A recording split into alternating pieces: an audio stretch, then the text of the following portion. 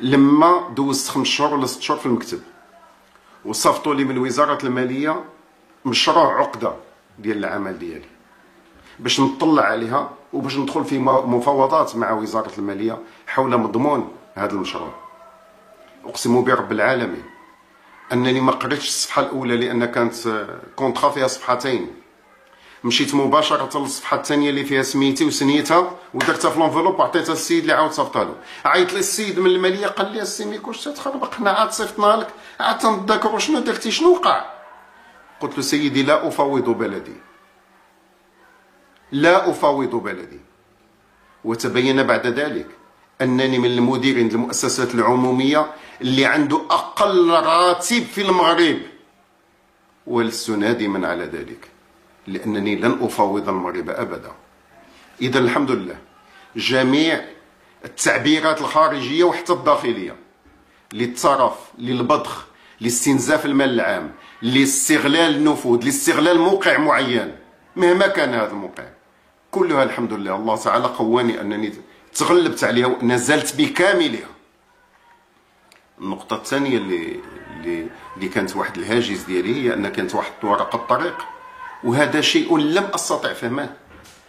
كاينه لجنة بين وزارية تكونت في 2004 وعطات واحد الورقة الطريق يوم 24 اكتوبر 2005 فيها 4 ديال المراكز الاركان الاساسية: استراتيجية جديدة للمكتب، لاسينيسمون ديال المؤسسات التابعه ديالو، مشروع قانون جديد لتحويل المكتب الى شركه مساهمه، ثم استراتيجيه تموقع استراتيجي جديد، وسائل الحكمه وسائل الحكمه الجيده للمكتب. لم يتحقق من هذه الورقه التي يوقع عليها السيد الوزير الاول للمغرب الا الجانب المتعلق بتفويت الممتلكات ديال المكتب وبي لو ديبار فولونتير ديال البيرسونيل.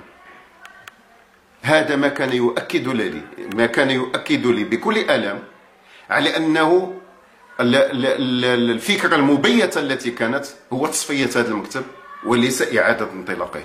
لأنه كيف يمكن أن أتصور أن مسؤول أول في الحكومة المغربية يقول ها ورقة الطريق من أجل إعادة بعث هذه المؤسسة، وعلى الجانب العملي ماذا أجد؟ المستخدمين الاطر اللي تتشكل الثقل التجريبي ديال التجربه ديال المؤسسه وفي المغرب. سي ان كابيتال دو لا ناسيون، دي كادر كي اون 15 ans 20 ans 30 ans d'expérience dans la logistique, dans la commercialisation, dans l'exportation internationale, dans la production des ingénieurs.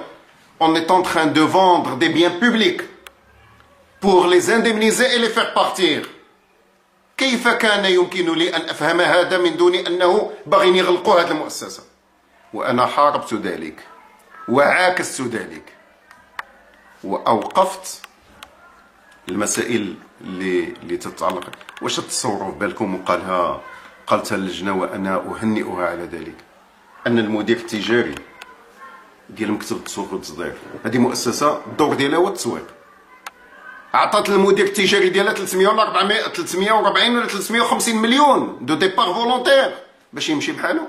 الا صفتي في مؤسسه الهاجس ديالها والمهمه الاساسيه ديالها هو التسويق، قبضتي المدير التجاري ديالها وصفتيه بحاله وعطيتيه 350 مليون اون اورو على ليترونجي، اذا ما بقاش.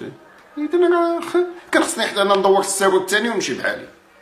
اذا جميع الحمد لله المسائل ديال التخليق، جميع المسائل ديال هذاك لي سوسيتي اللي كانوا عند لي فيليال ديال لوسيون، صبت دي فيليال اللي البروميير مينيستر عبد الرحمن اليوسفي في 98 قرر التعويض ديال المستخدمين ديالها، وانا جالس تما في 2000 نهايه 2008 ومازال الناس واقفه ببيبان العمالات تيديروا لو سيتينغ وتيقولوا اللهم هذا منكر، حتى واحد ما جلس معاهم. الحمد لله تفاوضت مع النقابات مع المركزيات النقابيه وجها لوجه بدون لا وسيط ولا رقيب، وصلنا لنتائج مشرفه للطرفين، والمغرب هو المشرف الاكبر فيها، ان العمال خداو الحقوق ديالهم كامله ومشاو عن طواعيه وبجبر خاطر. وداك المؤسسات اللي كانت من بين المسائل اللي كان خصها تتباع حتى حاجه ما تباعت، وطمئن الراي العام انني مني جيت وقفت جميع المبيعات، جميع الشركات اللي فيها مكسب للمغرب ومكسب لهذه المؤسسه ومكسب للقطاع، راه ما ضاعش فيها المغرب، راه حتى واحد من الخواص ما خدا حتى شي حاجه، وداكشي الحمد لله تصلح، ومن الجانب المالي ومن الجانب القانوني ومن الجانب الاجتماعي. واليوم توصلنا انه كاين 2 أو 3 الشركات. عندي شركه اللي درت فيها لوديت دو لا برودكسيون، لوديت انرجيتيك، درت لها ان بلان دو مودرنيزاسيون. وكاين 2 الشركات كانت مفلسه، الحمد لله كلشي تصلح. عندي شركه ديال التعبئه والتلفيف في سيدي سليمان، elle va être certifiée BRC. C'est une certification internationale. Elle était fermée depuis 1995. Elle est en cours de préparation à la certification internationale pour être une infrastructure qui peut conditionner et exporter dans tous les marchés du monde. Alhamdulillah. إذن تم إصلاح البنية التحتية، ولكن لازلنا في حاجة إلى التحديث ديال هذه البنيات، وغادي نقول لكم بأي وسائل غادي نحققوا هذا التحديث إن شاء الله. النقطة الثانية هو أن وسائل الحكامة، un organigramme, un manuel d'organisation générale, un règlement des marchés, un statut du personnel, une cartographie des risques, un audit interne, les conseils d'administration. Les conseils d'administration depuis le 19 décembre 2008 إلى 4 juillet 2012 هذا اللي عداز عقد 6 لي conseils d'administration.